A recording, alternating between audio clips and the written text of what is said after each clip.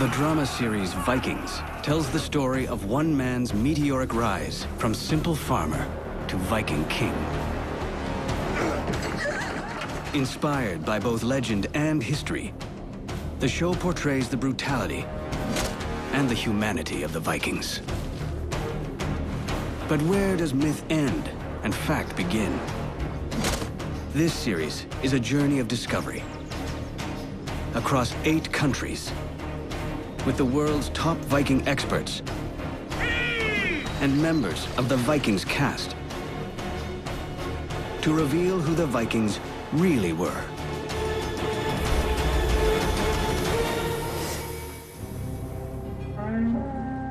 In this episode, the story of the Viking invasions of Europe. Why do the Vikings start to do what they do? The secret of the Viking longboat.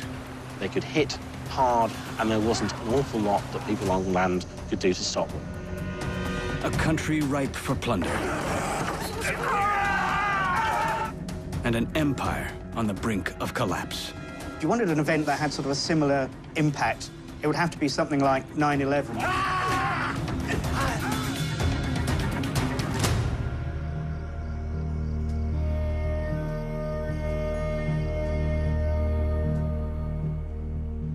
Michael Hurst is the creator and writer of the drama Vikings. I've always been interested in Vikings. Most little boys are interested in Vikings, I think, and I still remember the day that my father brought home a little Viking model. I started to do a little research, and I found them fascinating. Their culture, their social habits, and their pagan gods. Vikings is based on the legend of Ragnar Lothbrok and his band of raiders in the Age of Invasion. I've always said that the stories and the scripts begin with real events, with real people, with real things, but then I have to join them together. I have to make narrative roads as authentically and logically as possible. Forgive me if I did not kiss your hand. But where does fact meet fiction in the story of the Vikings? And what do we really know about the Viking invasions that transformed Europe and cemented the legend of the Norsemen?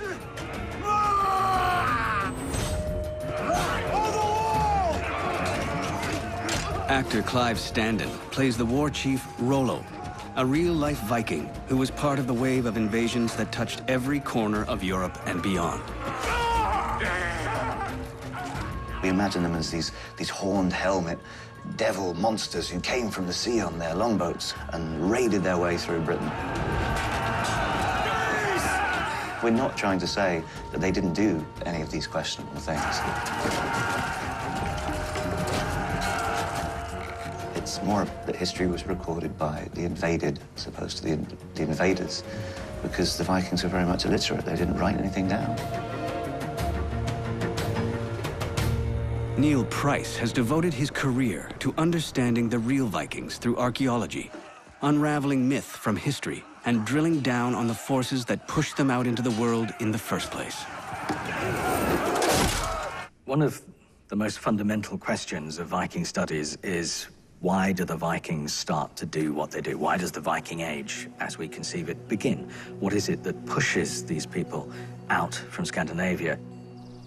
Was it the climate? Was the weather and the environmental conditions in Scandinavia worsening? Was it something to do with the internal power struggles? Were some people pushed abroad as exiles? That's certainly a factor in this, but not the only one. One of them is undoubtedly technological. The development of improved shipping techniques, shipping construction, that quite simply makes these things possible.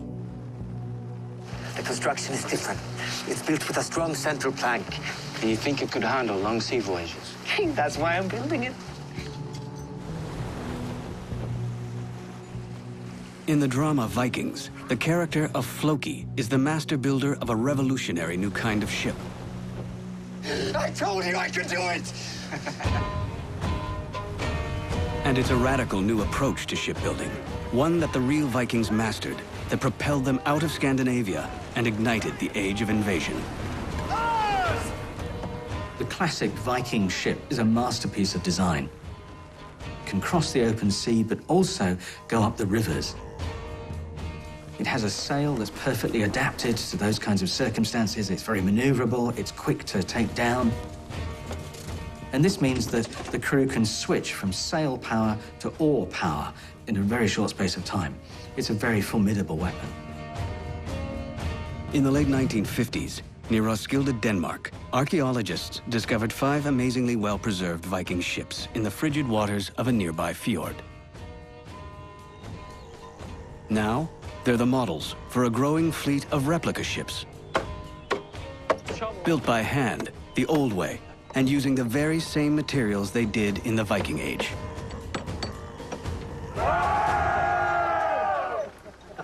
Kan vi få nogle klare meldinger? Today, 60 volunteer sailors are putting the Sea Stallion through her paces to see what can be learned about Viking seamanship.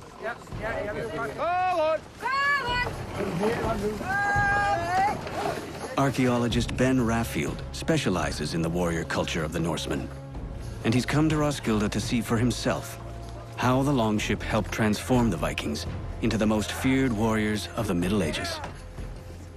In my own research, I'm interested in the kind of social aspects generally of the Viking Age, but especially in situations involving warfare and conflict. Og husk, når I ikke arbejder, så må I gerne sidde ned. So it's actually the crew coming together as well as the technology just to make sure that you're getting the most out of the ship at any one time.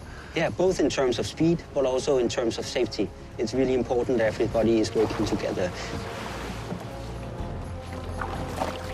Actually experiencing this, you really get an idea of how spending fairly long amounts of time in confined space like this, how it really brings together a group of people.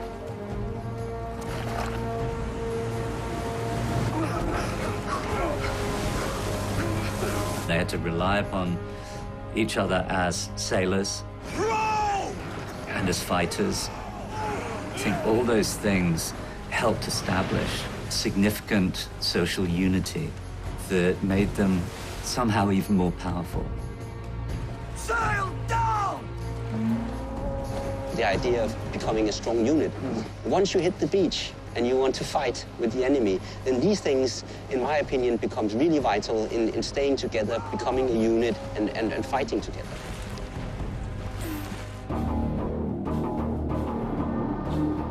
In the late 790s, small bands of heavily armed raiders crashed down on the coast of England.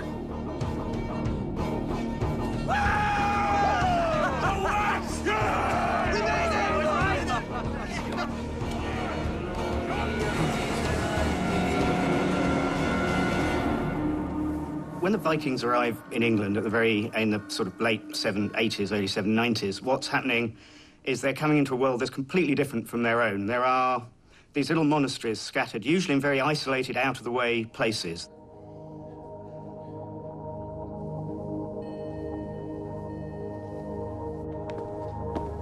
So here we are in the chancel of modern-day St. Paul's Church, which is still a working church 1,300 years after its foundation, and was actually the first building to be built here when the monks arrived. Don't be afraid. Trust in God, and let us pray. What would it have looked like in here back then? The walls would have been whitewashed, and it would have been very highly decorated. This is the very site that a very well-known Viking raid took place 1,200 years ago.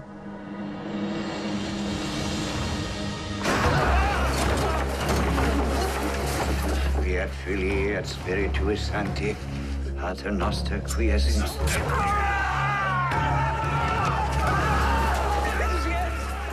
The Viking raiders would have entered the church, perhaps to find the cowering monks terrified for their lives.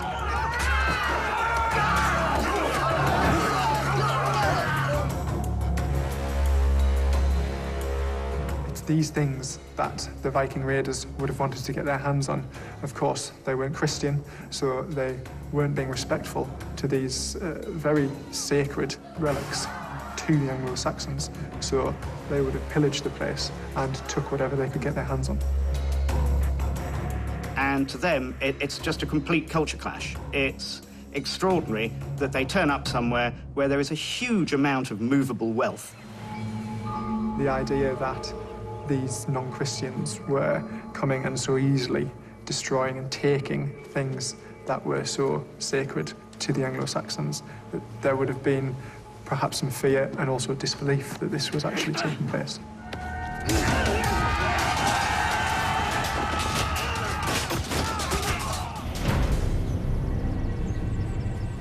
During the Viking raids in the late 8th century, England is slowly climbing out of the Dark Ages, fragmented and vulnerable. Effendator remissionem peccatorem.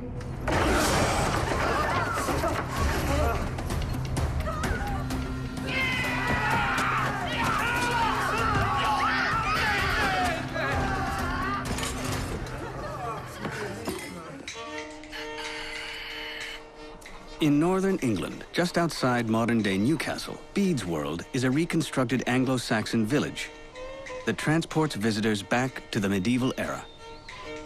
So the buildings on the farm are based on excavated sites from sites throughout Northumberland. And they've all been reconstructed using Anglo-Saxon tools, Anglo-Saxon techniques. What's going on in Anglo-Saxon England, you know, on the eve of the Viking Age? England didn't exist, really. It didn't, no. Britain was broken up into a number of different kingdoms, all of which had their own rulers, and the borders were constantly changing. So, you know, these weren't actually often friends. There was a fair amount of conflict going on between them at times. That's right. There's certainly no centralised force within Britain at this time. Say no! Shame on you! In the drama series, and in the real history of Anglo-Saxon Britain, at the beginning of the 9th century, Ecgbert is one of 7 kings vying for control of England, even before there was an England. The character of King Egbert in the drama series is the viewer's kind of point of contact to Anglo-Saxon England, its politics, its culture, and many of the things that are depicted in his court are absolutely accurate reflections of the Anglo-Saxon kingdoms and how they related to each other and to their past. Ecgbert was to be king of England, and he really plants the seed of this idea that there will be a country called England, and it will have a ruling family, and that ruling family will pass power down from generation to generation. That's a completely new idea.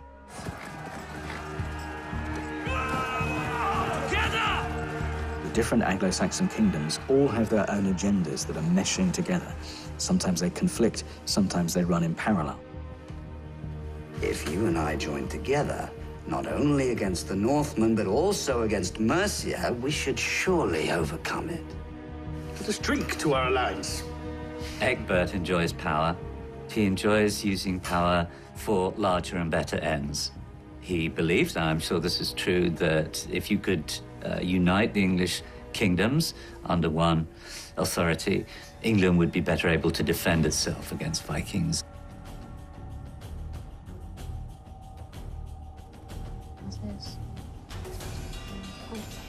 Inside the British Library in London, historian Claire Downham has uncovered remarkable 1,200-year-old documents laying out the plans for the earliest Anglo-Saxon resistance to the Vikings.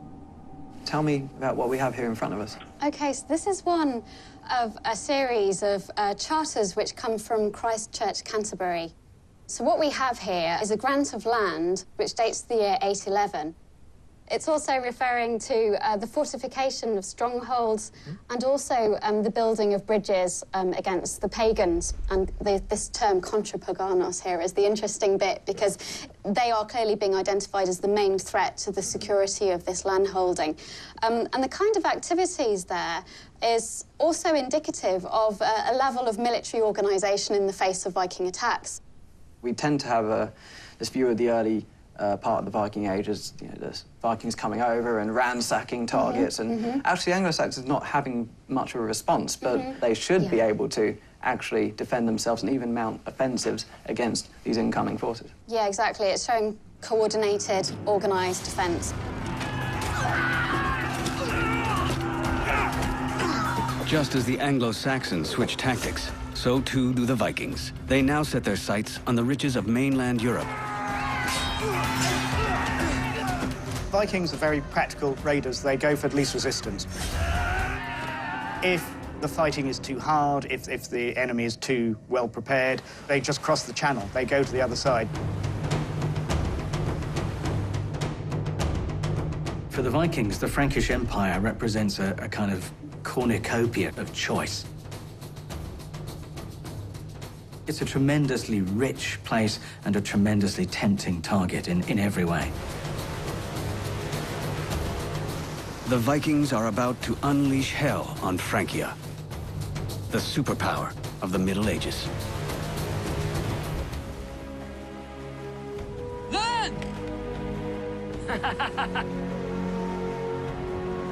When we think of the Viking raids and how they begun, there's no sense in which the Vikings are heading out into an unknown world. They know exactly what's out there.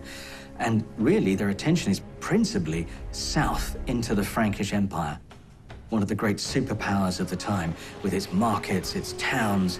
So there's really an embarrassment of riches for them to choose from. Today, the city of Aachen is in western Germany. But in the 8th and 9th centuries, it was the site of one of the greatest courts in the ascendant Frankish Empire. And no star burned more brightly than the mighty Charlemagne, who ruled the Franks from the year 800 until his death in 814. Charlemagne creates around him Renaissance in art, in literature. He creates a really glittering court, a court that by the standards of someone like Egbert arriving from Wessex is just awe-inspiring. There are buildings that are made of stone. There are palaces that are 500 meters wide. We're about to walk into the presence of Charlemagne himself. We are. Perhaps the most famous image of Charlemagne from the Middle Ages, a piece of his skull in there.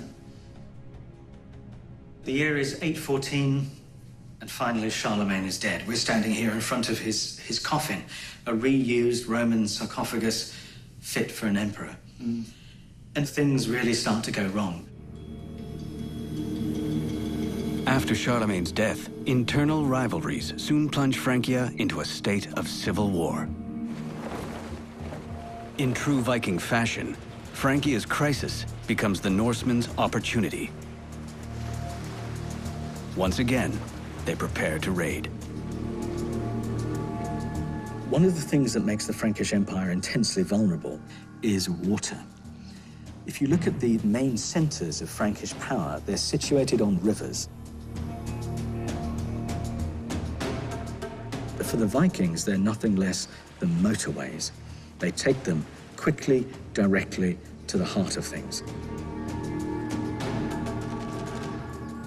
And so they see an open goal, really, where they can start raiding with greater impunity, traveling further up the rivers, traveling further inland.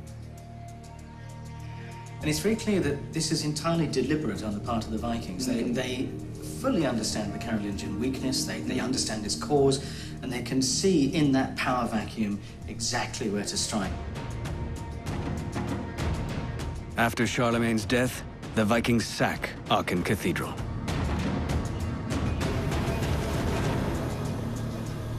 These doors are actually the doors that have stood there since Charlemagne's time. These are 1,200-year-old doors. 1,200 years old. 1,200 years old. It's quite extraordinary to stand here in modern-day Aachen and see exactly what the Vikings would have seen. Took what they could. That was the thing about being a Viking. You took your plunder, you took your loot, you took it back home. But these things, well, they wouldn't fit in your hand luggage, would they? No.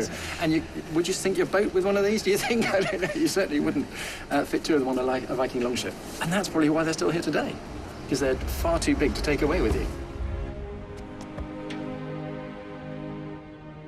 If you were a Scandinavian who came here, the idea was it would blow your socks off. You'd be so impressed. The other jewel in the crown of Frankish cities is Paris. With the nobility fighting amongst themselves for control, it had never been more vulnerable or more attractive to the restless Viking raiders. Tell me about Paris. It was amazing. I've never in my whole life seen anything like it. It was like a dream. And churches, such churches. In the third season of the drama series, this is what Ragnar starts to plug into. He hears about Paris, this fabled city, in his terms, perhaps the ultimate target. It's a draw.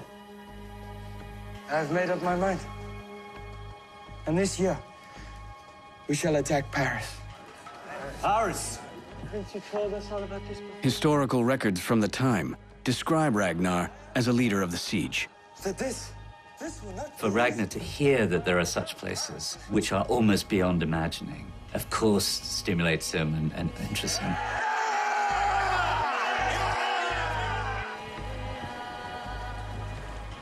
The Viking attacks on the Franks, on the Empire, provide an opportunity for material gain, for loot and wealth. But there are other things just as important to the Vikings, and that is the opportunity to increase their status, to increase their fame, perhaps almost as a kind of religious act. There is, in the Viking psyche, this belief that your fate has been decided at your birth. All you can do is hope that the gods have a heroic death in battle planned for you, because a best Viking death is to die in battle. That way you go to Valhalla. So Paris is a good place to go if you fancy going to Valhalla.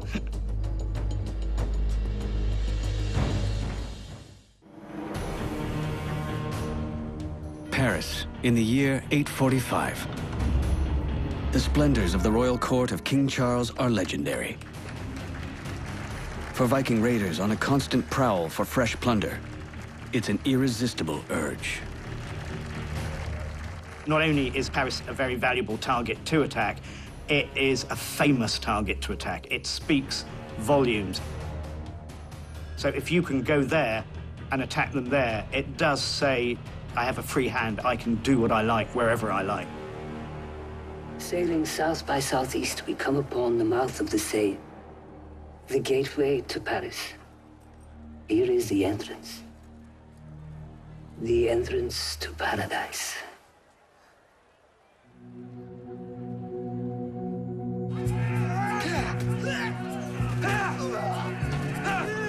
Starting as early as 810, Viking raiders begin terrorizing the northern coast of Francia. It's the beginning of a century of invasions deep into the heart of continental Europe. In the drama series, Ragnar's attack on Paris is very much the Vikings' first contact with the Empire. But of necessity, this is very much a compression, for dramatic reasons, of what is actually decades of escalating Viking attacks. In Oiselle, in northern France, archaeological evidence of Viking camps have been found along the Seine River. Actor Clive Standen, who plays Rollo in the drama series, has come to Rouen to see where real Vikings lived and fought. There's actually relatively few numbers of really Scandinavian finds from this region. And this is why we've come here to the Museum of Antiquities in Rouen and to see their collections here. So, Nikolai, could you talk us through a little bit of what we see on the table? So I've got here a little selection of Viking items from our collections. So first of all, this sword here has been excavated in Normandy during the 19th century from Oiselle, which was a very famous and important winter camp for the Viking on the Seine River. And if you look closer to the knob, you can see this semicircular shape, and it's a typical Viking shape for a sword. It's amazing, actually, being able to have them out and to be... Do you want to handle this sword? We can be cautious about that, but... Okay, so just put one hand here now. Wow. Right. Up. Now, this is something you don't get to do every day. So it's very light. It is light, but it must be just because it's corroded so much as well. Yep. Continuing their relentless move upriver from their camps on the Seine, the Vikings seem unstoppable. More than 1,000 years after the last Viking longships ravaged the Seine, echoes of the terror that was the Norsemen can still be felt. Archaeologist Gareth Williams is an expert on Viking battle strategies. One of the things that's hard to imagine today is just how terrifying it would be to see an entire fleet coming up the river. That dragon-head prow comes around the corner, and then another, and then another, and then another. We hear accounts of hundreds of ships in a fleet, able to divert quickly to either bank, attack to either side, seizing the opportunity. They could hit hard, they could hit fast, and there wasn't an awful lot that people on land could do to stop them. Lying between the Vikings and Paris is the Abbey of Saint-Denis, one of the holiest sites in all of Francia.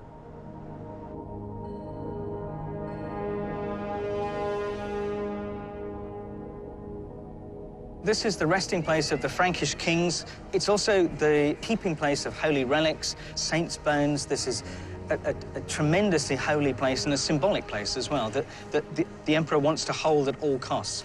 Exactly. I think quite apart from any loss of plunder and riches from the sack of a place like this, it's a symbolic blow to the kingdom if somewhere like this is seen to fall. So the Frankish emperor is using this as his command center. This is where he's gathering his troops outside Paris in advance of the Viking attack.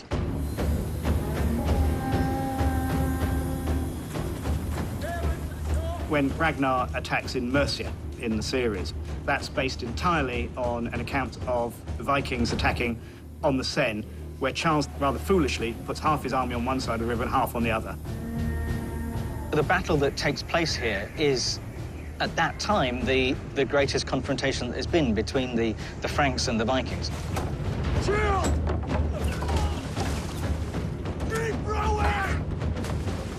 By this stage, we're told 120 ships sailing up the Seine. That could easily be a force of 5,000 men, and similar numbers, if not greater, on the Frankish side. So it's a real battle. Concentrate the full attack on the right bank. Hard steerboard! There was two armies on opposite banks of the river, and we have Ragnar just deciding that, well, obviously I'll go and attack this small army, and not only do I stand a better chance of beating them, but the army on the other side will see me do it.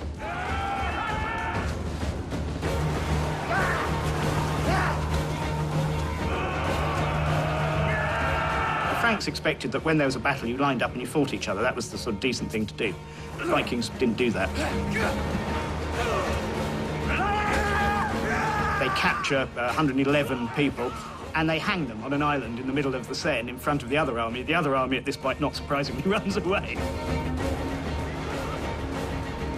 They come across with the heads hanging from their ships.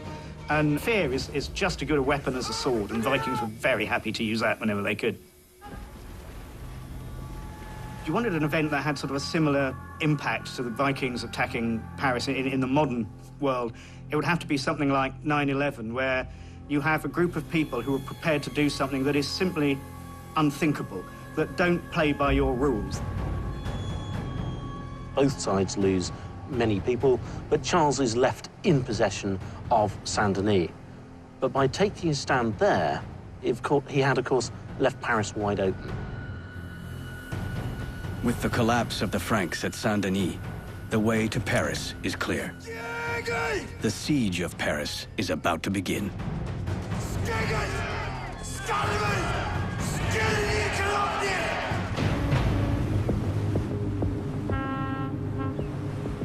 We're floating in the middle of the Seine. If we were the Vikings, we'd have come down the coast all the way, following the coastline of Europe, down from Scandinavia and into the mouth of the river here. And we know that by the time they'd got all the way here to the outskirts of Paris, the Vikings had been fighting a number of engagements as they proceeded up the river. That's right. They had to fight their way past a number of towns and through hostile countryside all the way. There are so many Viking vessels on the Seine that it looks like a river of wood that you could cross from one bank to the other on the decks of the ships.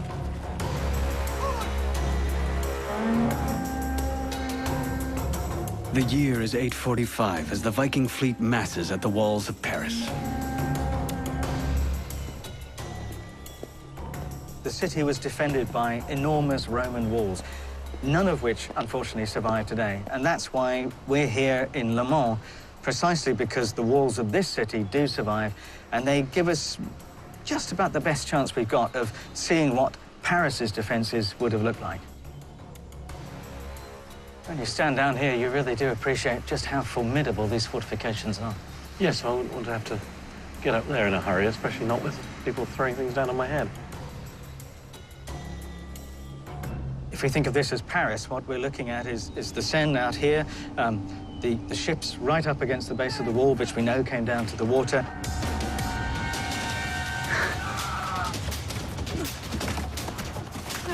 These really are very impressive fortifications. Very high, very thick, solid, a very daunting obstacle to any Viking force attacking. They have to get up the wall, presumably with scaling ladders or some other device, but certainly ladders. All the while, people are raining all kinds of stuff down on them from the parapet.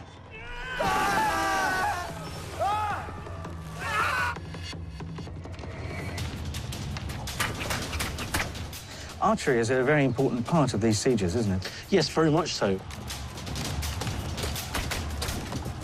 The defenders up here would have the advantage of gravity, firing downwards, that have a greater range, greater penetrating power. And with towers like this, every 50 feet or so, those enable to shoot across the gaps. So from here, you can really only attack directly downwards. But from the towers, you've got crossfire as well.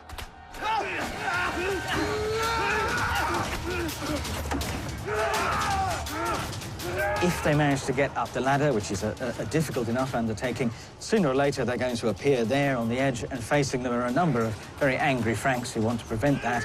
And this is where all the other close-quarter weapons come into play.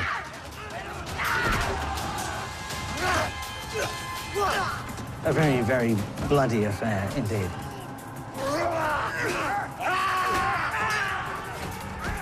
Outnumbered and overwhelmed, the Frankish army is crushed. The city plundered.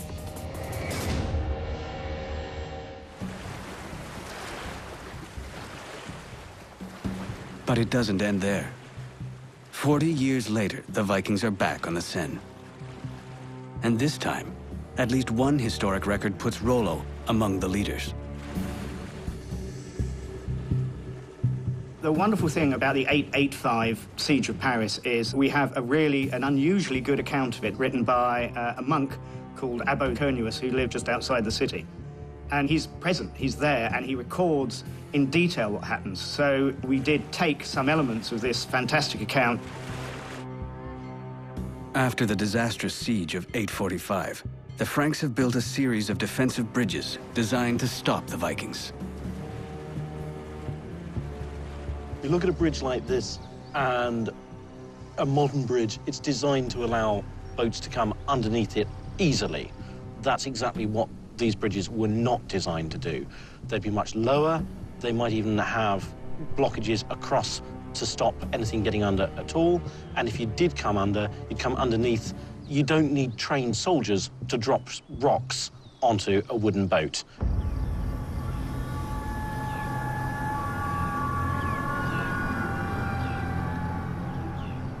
So in 885, the focus of the campaign is on the bridges to stop the Viking fleet from passing Paris and continuing on up the river. Yes, well, fire would have been an important weapon in siege at that time. Although the walls were stone, most of the buildings inside would have been timber. The bridges would have been largely timber. This time, the city holds fast. It holds strong, despite being massively outnumbered.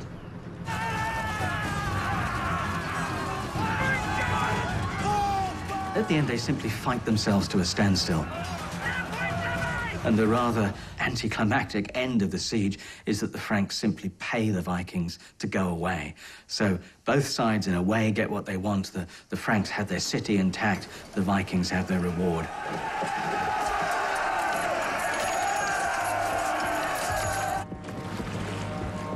But as the drama series shows, not all the Vikings go away. Historic records reveal that Rollo continues raiding for more than 20 years. When we get to Rollo, get a more sophisticated Viking than the just, I'm going to sack your monastery and I'm going to threaten you until you pay me to go away. He's someone who wants more.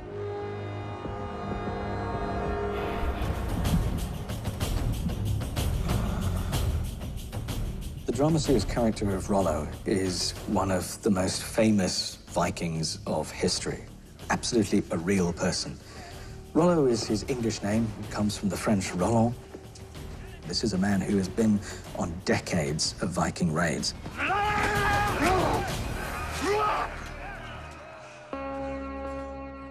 The biggest artistic license we took with the TV show Vikings is to make Ragnar and Rollo brothers in the show, because they weren't related in any way and actually lived many decades apart.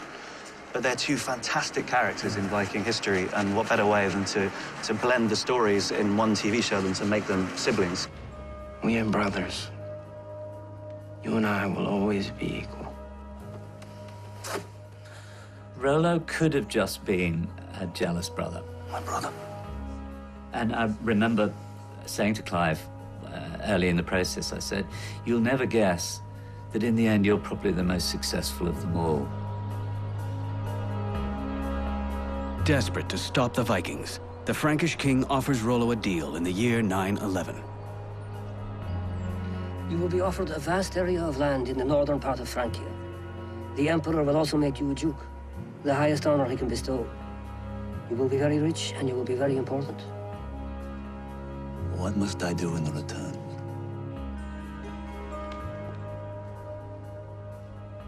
Neil Price and Gareth Williams have arrived at the august French National Archives to see what records remain of the Frankish king's attempt to buy peace with Rollo.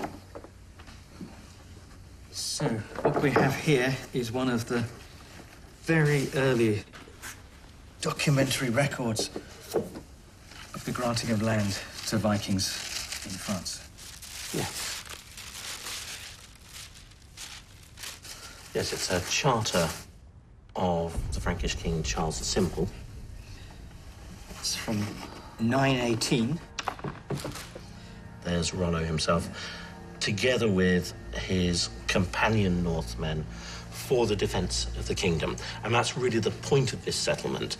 It's effectively setting a thief to catch a thief, putting Vikings at the mouth of the Seine to stop other Vikings coming up the river. That grant of land is made at the mouth of the Seine, because that is the point of access, ultimately, to Paris. If we settle Vikings there, they can stop other Vikings from getting into the river. 1,100 years after it was signed, this extraordinary document is the only remaining record of Rollo agreeing to a settlement. What we're seeing is the essence of Rollo's transformation, actually, from a pagan Viking raider to what he would later become. In the name of the Father, and of the Son, and of the Holy Spirit. Shortly after, the one-time Viking warlord becomes a Christian convert. He gets land, he gets power, he gets status, and above all, he minimizes the risk. He gets all of these things without fighting anymore. Rollo would go on to rule a large part of northern France for close to 20 years. Today, that region is known as Normandy, or the land of the Norsemen. Rollo, c'est vos salut.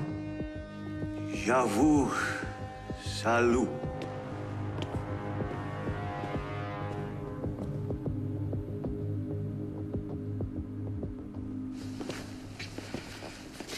And here we are. Here he is. Duke Rollo himself. And this is why we've come to Rouen Cathedral. This is the heart of Normandy. It's the place where Rollo was baptized, and here he is, his burial place.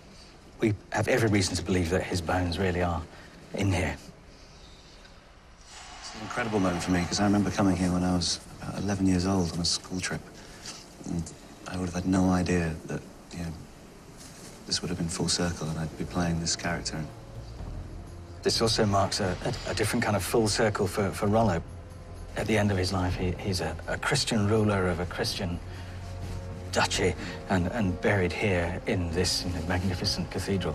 I'd never forgive myself if I didn't touch him. Incredible.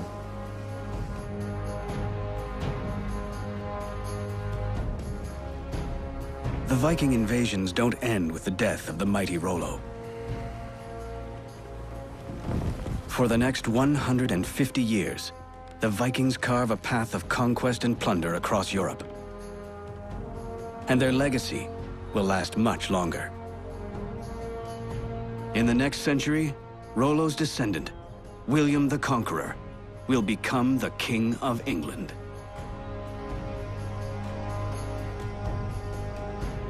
I just am very proud of the fact that this is as authentic as we can make it. It's done in the belief that the Vikings were and are incredibly interesting.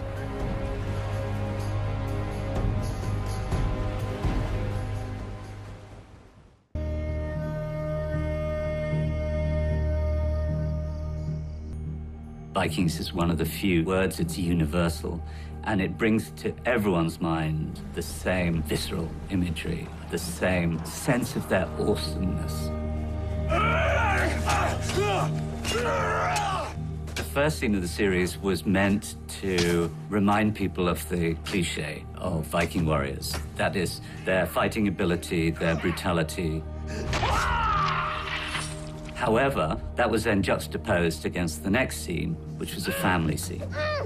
Because that was the other big aspect for me, to get behind the cliches and to start thinking about them as human beings and to do something that I felt hadn't been done before. The Vikings terrorized Europe for much of 300 years. How did their pagan roots and their social structure nurture a warrior society that was virtually unstoppable? Archaeologist Neil Price is one of the world's leading experts on Viking paganism. There's one factor above all that sets them apart, and it's quite simply their religion. In the drama series, Vikings are depicted in a Dark Ages pagan world before the arrival of Christianity. A time of many gods, when nature and the supernatural are inextricably linked. Those beliefs are not just something that we should think of as Chapter 5, religion, in a big book on the Vikings.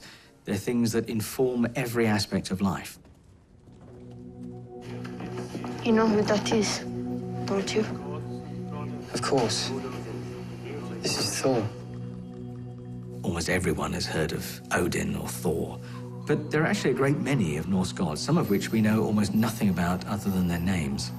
But for the Vikings, the most important aspect of that supernatural world was the invisible population that lived all around them. The elves and the dwarves, the water spirits, the ice spirits, the land spirits. All the citizens that shared their world and with whom they had to maintain good relations.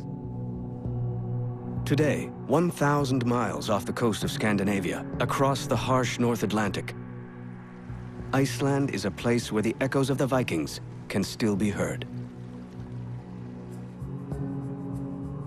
Actor Clive Standen, who plays Rollo on the Vikings series, has come here to learn more about the spiritual world of the Norsemen.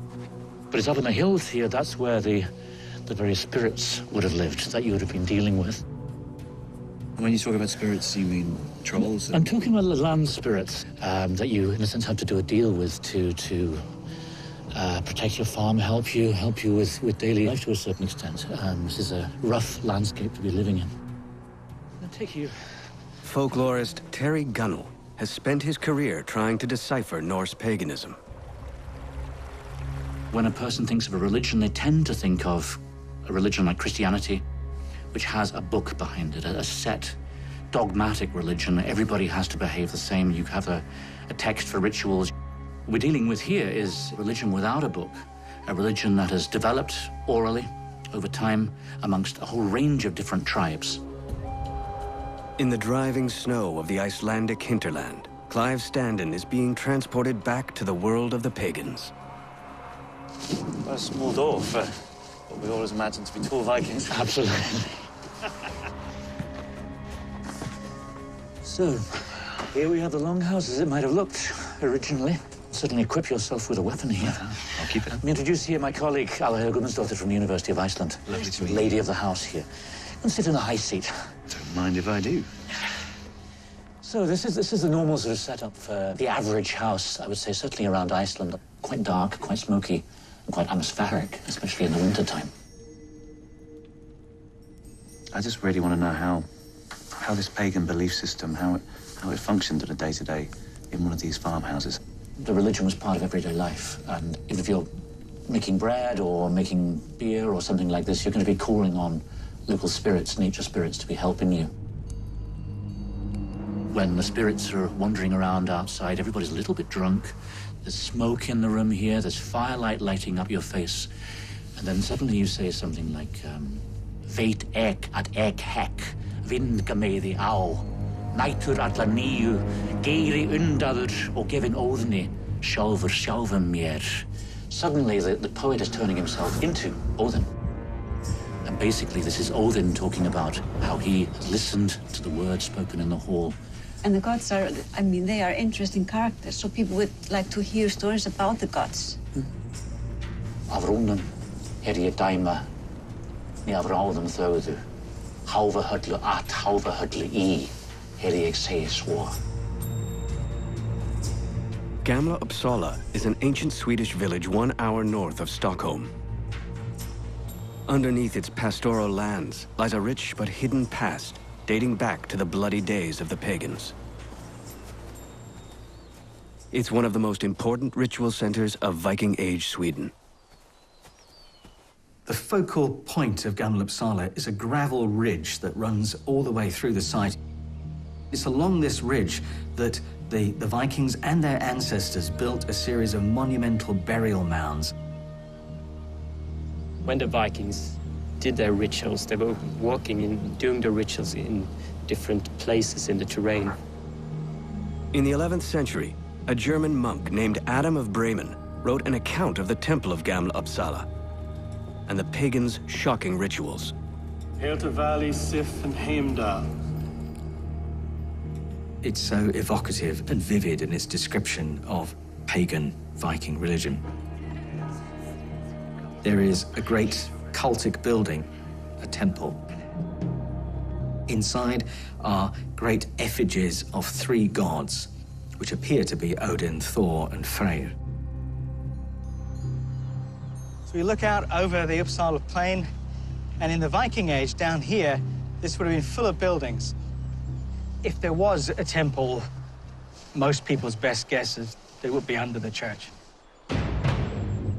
As Christianity spread across Scandinavia in the Middle Ages, traces of the pagan past were wiped clean from the landscape. Researcher John Lundqvist has brought the prototype for a new digital reconstruction of the site to help visualize the Viking Age world of Gamla Uppsala. Oh, this is very cool indeed. So we're approaching the church, which is the place that almost everyone who's worked with Gamla Uppsala reckons that if there is a temple, if there is some kind of sacred area, it really ought to be centered on the church. This is quite bold, isn't it? You've got a tree instead of a building. And right in the middle is a proper sacrificial offering. A whole horse hanging in the tree. This would be a very, very striking sight, as it was to the Christians who saw it. We know it. They were absolutely outraged. Adam of Bremen describes 9 bodies of each male species, including humans, hanging in the grove there. What dark past spawned the pagan Vikings? An epic collapse and a culture on the verge of oblivion.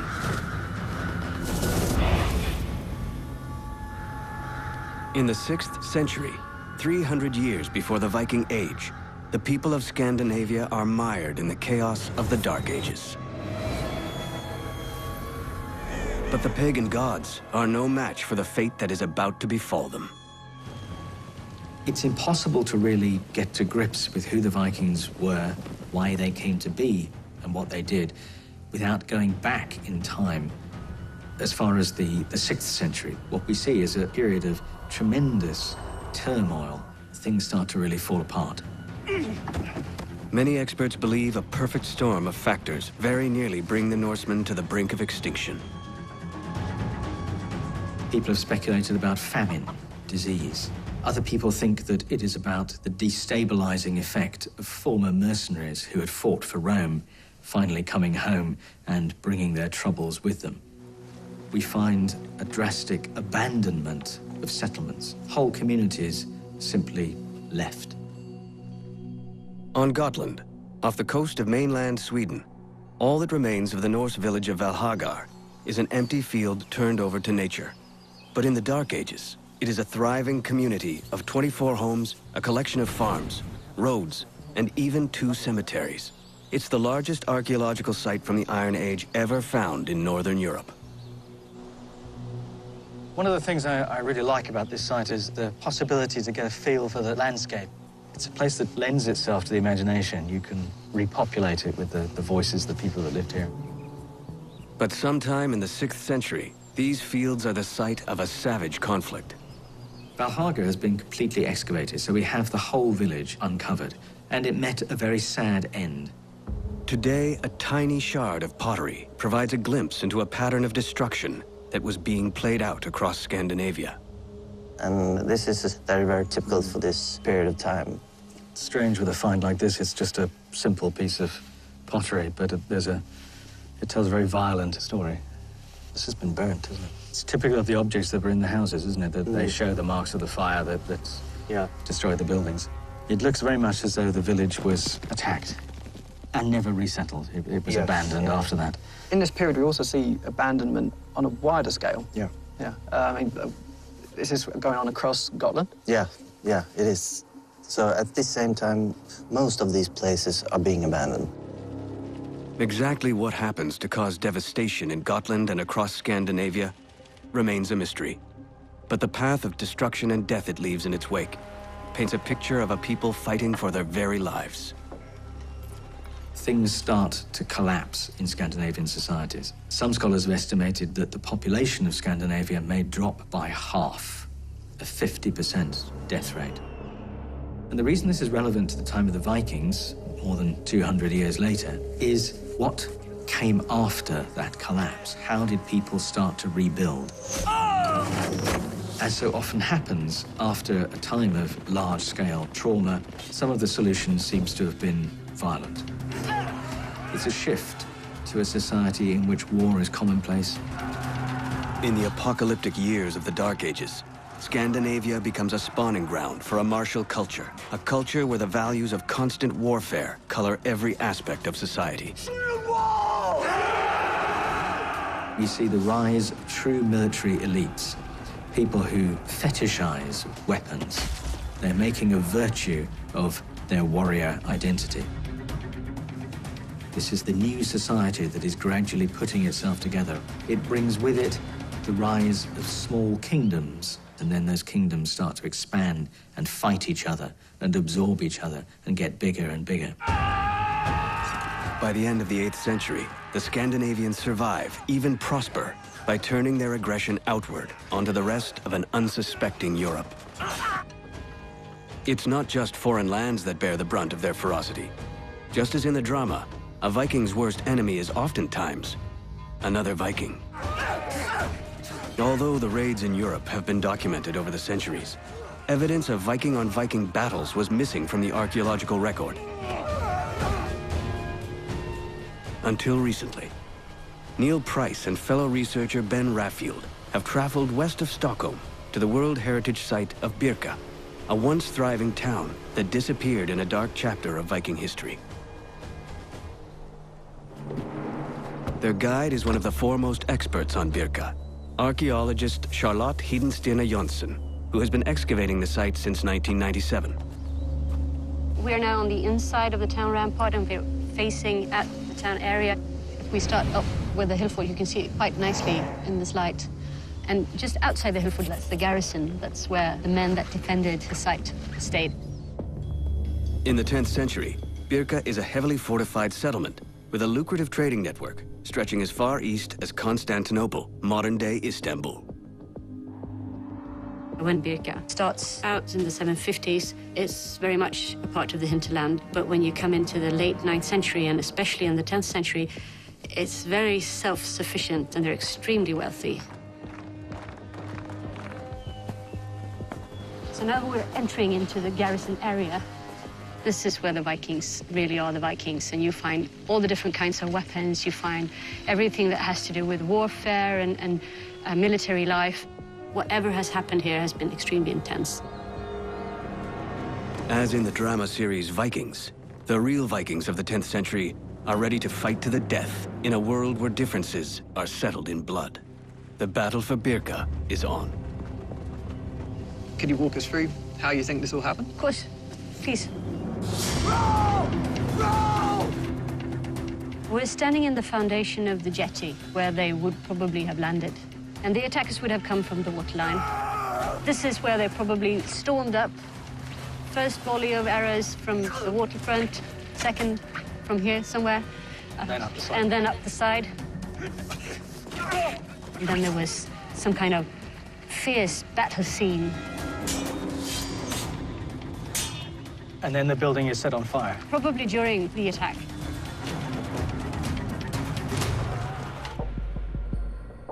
Artifacts dug out of the ruins of Birka are kept safe in the Swedish History Museum in Stockholm.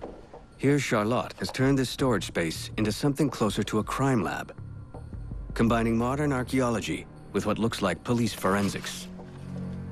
So the first wave of the battle would have been the attack from the waterfront, and you can see that there are lots of arrows in this area of the house. So these are the actual arrows. These are the actual arrows. There's armor-piercing arrow. The slightly twisted ones. So you can see its pointy shape. To punch through armor.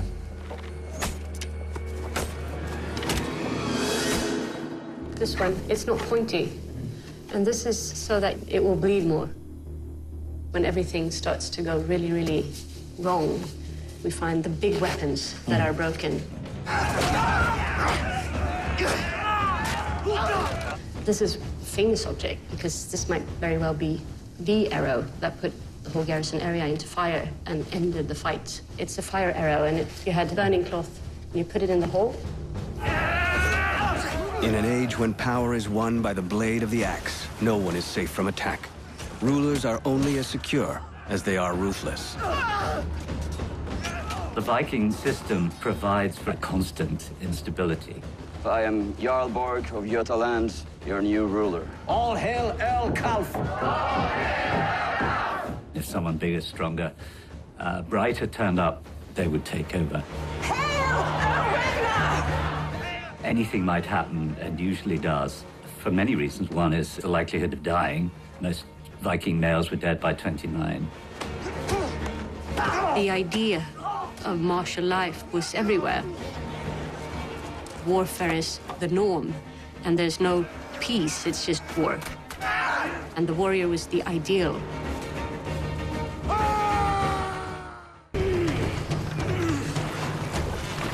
As the Viking menace explodes on the medieval world, their legend as fearless warriors help carry them on a wave of conquest and plunder. But to truly understand who they are, researchers look to their burial sites and their hidden secrets.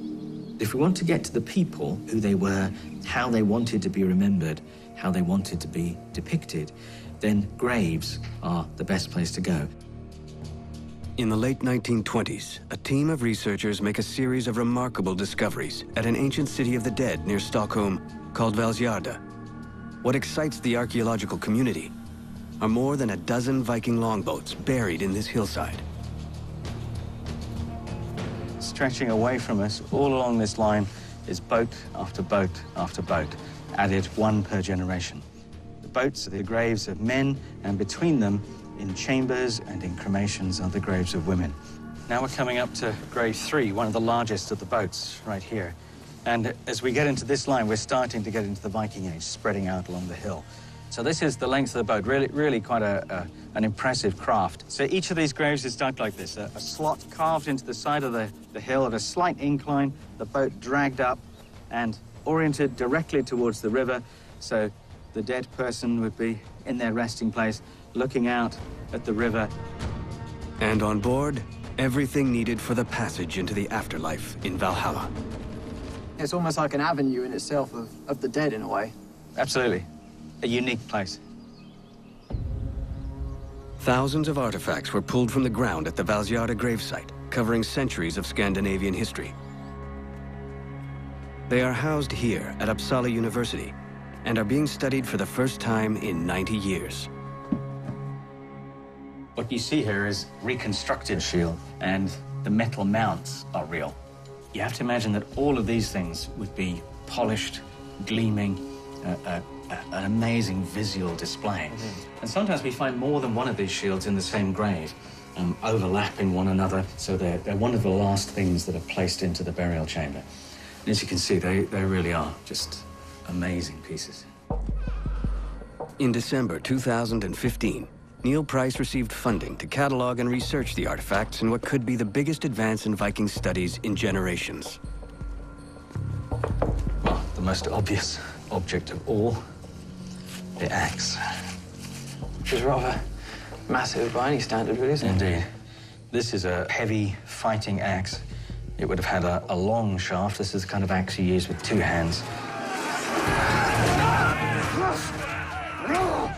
You can see how the edge is much thicker, rises along here to give you much more impact. This is a battle axe. This is not your everyday work axe. This is a simple, practical, and eminently deadly weapon.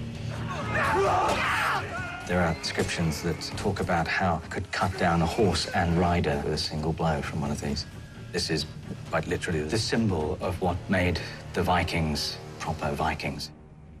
Among the other treasures found in Valsgärde is another weapon close to the heart of any Viking warrior. The sword today is too fragile to pick up. It's held together by this metal frame that was put onto it decades ago. The detail here is absolutely extraordinary. So it's not often you find swords preserved with scabbards still intact. If you're looking close here, we can see the designs carved on the wood of the scabbard. What makes this particular sword so remarkable is a tiny design feature that speaks to the very nature of Viking society. This is called a ring sword for obvious reasons. You have this little ring set into a loop on the side of the pommel. And the ring is a symbol of loyalty. It's a sign that someone has taken an oath, a binding oath, to their lord. These arm rings bind you in loyalty to me, your lord, your chieftain. Yes, Lord. You show your power by giving things and receiving things. And if I give you something, you have to give me something back. Otherwise, you're indebted to me, and that's terrible. The tradition of the ring sword becomes a time-honored ritual between Viking chieftains and their most powerful and influential warriors. To keep the system of patronage in place, the Viking leaders need a steady supply of portable wealth.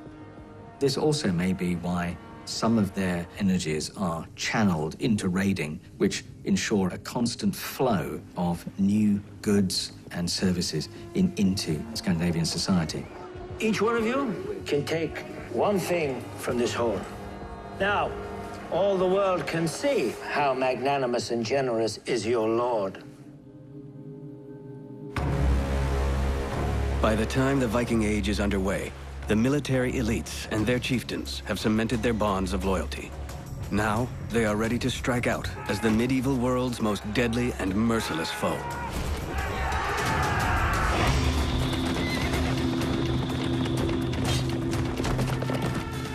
Back from the brink of oblivion, the Vikings of the 8th century are rebuilding their civilization against all odds. And as their communities begin to flourish, they also start trading within Scandinavia and slowly begin to improve their daily lives. the big aspect for me of going into Viking life and into Viking society was to explore them as human beings. I don't think they've ever been humanized. Facing out onto the North Sea, Kaupang is one of the most important trading centers in all of Scandinavia in its day. Its very name means marketplace in Old Norse. Kaupang is one of these very key early towns from Scandinavia. It begins around the start of the Viking Age. Archaeologist Steve Ashby has come here to learn more about the everyday Viking life in the 9th century. So we're here at the famous site of Kaupang. What was here? What did they find here in the excavations? This was a kind of a small town situated along this, where the sea came in. Today, all that remains of this once thriving community are farmers' fields. But in its day, Kaupang would have been a bustling center of close to 1,000 Vikings and their families. So this was a planned town, a planned market? Yeah, was obvious that they saw the plot of the town, so it seemed very organized with the streets and so it's pathways and fences. Pathways, fences. There seem to be buildings with gables which open out onto the beach close to the side of the lake, and doors in those so people could go out to the waterfront where there are a number of jetties going out into the water. One historian has referred to the Viking Age as the golden age of the pig farmer, because most people never did anything and never went anywhere. They stayed at home. Finding that daily life, the people who underpinned all the people with pretensions to glory and big ships, that is one of the great challenges of archaeology.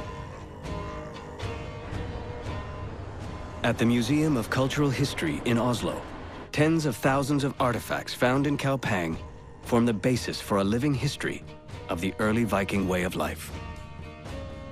What I like about objects is that they're part of a sort of a non-verbal communication. The way that they tell other people who they are, what they want to do, how they exert authority over people. And artifacts give us an insight into that, which is often missed by the historical record. Oh yeah, so what are these? Some simple, cheap jewelry that a lot of people could afford. So this is the sort of the real sort of everyday, everyman kind of approach. This would be the Scandinavian type of pottery. Then if we look at where the charring marks are, that could tell us whether it's sat in the coals or all over the top, which would tell us about different ways of cooking. Right, so we come now to another sort of complicated manufacturing method which produces hair combs. It's made up of deer antler and then riveted together with iron rivets, and then very ornately decorated afterwards with intricate designs. These teeth actually don't actually really look like they're being cut for purpose. They're just there to look fancy. So I think that there's a possibility this is a kind of status tool. It's like a designer watch. One of the most common ways of looking at the Viking Age is as seeing it as something alien, something very different to what we think about life today. But there are elements of life which go on which would be familiar to us as well. They made things, had to eat, they had to cook, tend the fields, bring families up. People are people in the Viking Age.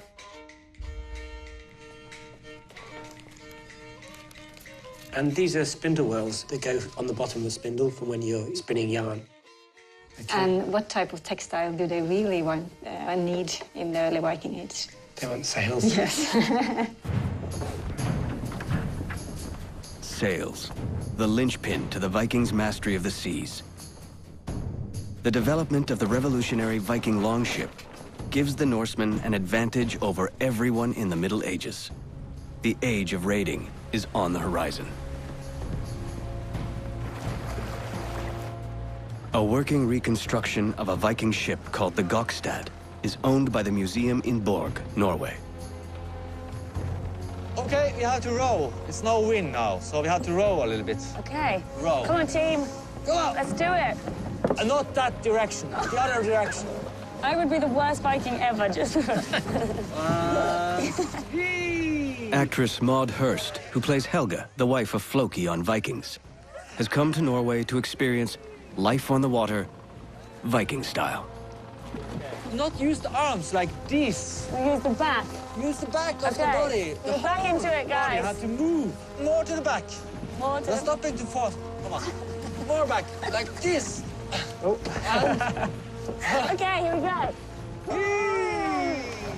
What was it in particular about Vikings that why were they so intrigued about sailing and raiding and finding new places? It's important to realize how much of a maritime culture Scandinavia is. Everybody in some way or another has a relationship to the sea. And when they start to really expand out of Scandinavia, it's kind of an extension of that. They just go a little bit further. I think it's a lot to do with the development of towns. That as we start to see towns developing around Scandinavia, then you want to go a bit further to get your nice bit of jewellery to sell your wares.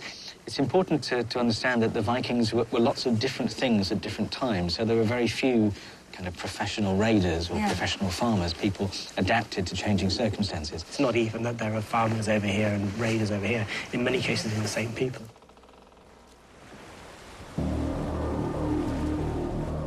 There was an absolute explosion sometime in the 8th century, 9th century, of these raiding parties appearing out of Scandinavia, and the story itself involved cultural, military, social growth.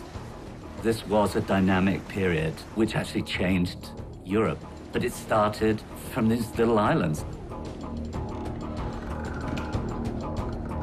One of the things that changes around the Viking Age is there's an increased access to portable wealth. People start to go out of Scandinavia to find this stuff.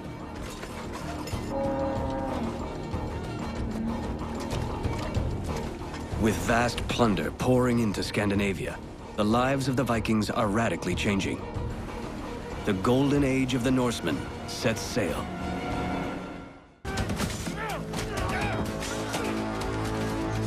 At the beginning of the 9th century, the Vikings are cutting a swath across Europe.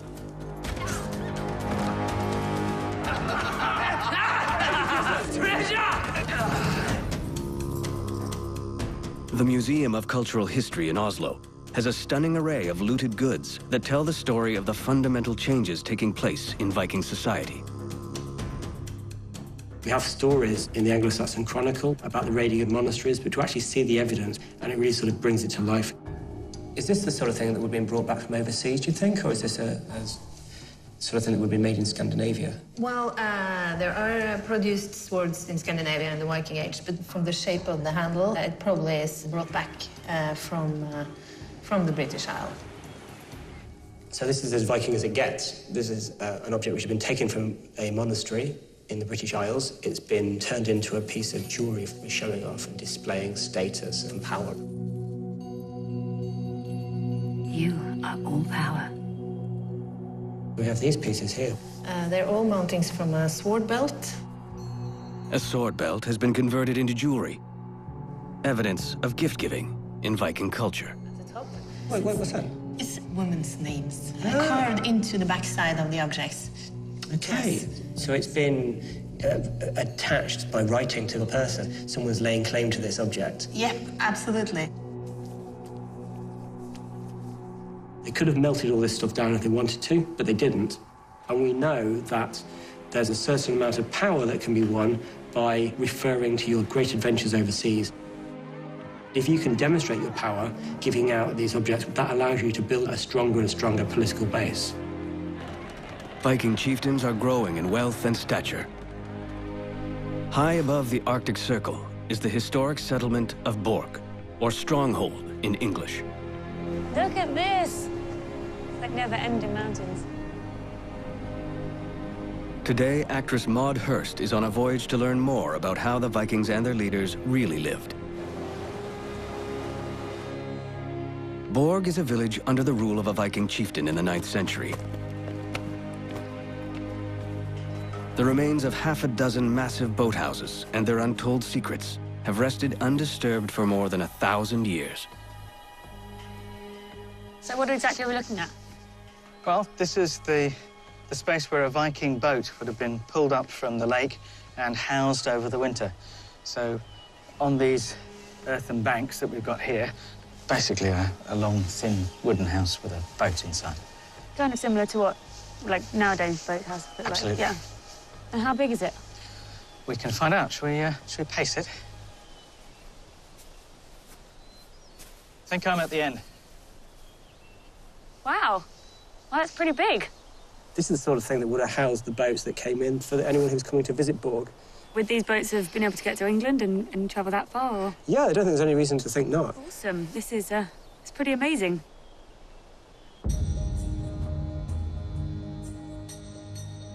At the Lofoter Viking Museum in Borg, there are exceptionally rare objects that tell of a rich culture.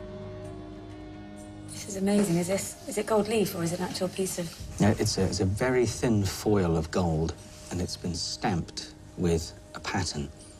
There's lots of different ones, and we're starting to get the idea that maybe each high-status settlement has its own design, almost like a kind of business card.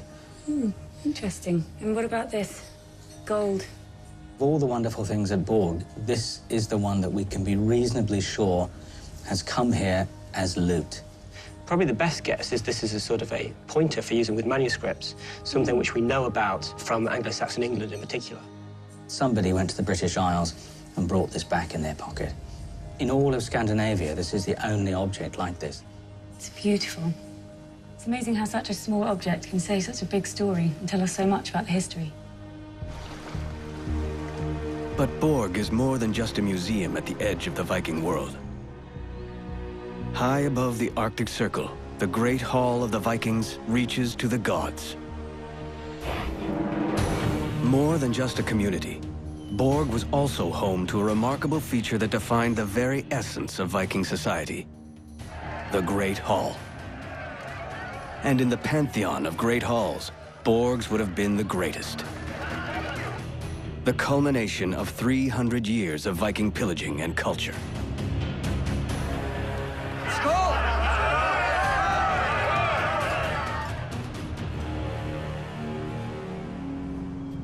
Wooden markers indicate where the actual posts of the Great Hall once stood.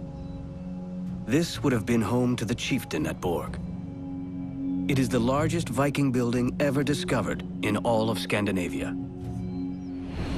It really is just a perfect location for a hall. You've got access to water down there. You've got good arable land up here. This is something you don't get from an excavation plan, do you? No, it's fantastic. It's very, very No clear. wonder the chieftain felt powerful being in this place. And as we come in, this is a sort of classic entranceway space. Yeah, you can see the aisles of posts support the roof, and you can see them stretching away. We're only about, what, a third of the way in to the hall. This is like 80 meters long, I think. Yeah, It 83. really is way bigger than I thought. And it's such a huge space. How many people would have lived in here? Just the chieftain and his family, or would there have been other people here? That's one of the big questions here, isn't it? Because it's too big for a single residence. This isn't, a nuclear family rattling about in one end. Presumably, their servants are living in here as well, perhaps their extended family, or perhaps even several families. It's just so big. It's a vast structure. And we can see that, can't we, in the kind of activities that are happening here as well. There seems to be all sorts of crafts taking place. There are people weaving, there's people sat at the fire doing different crafts, there's cooking going on, as well as all the various sort of high-status activities. So it's a kind of a very sort of multi-purpose space in many ways, but at the same time, a very monumental space. The museum has reconstructed to scale what the chieftain's Great Hall might once have looked like.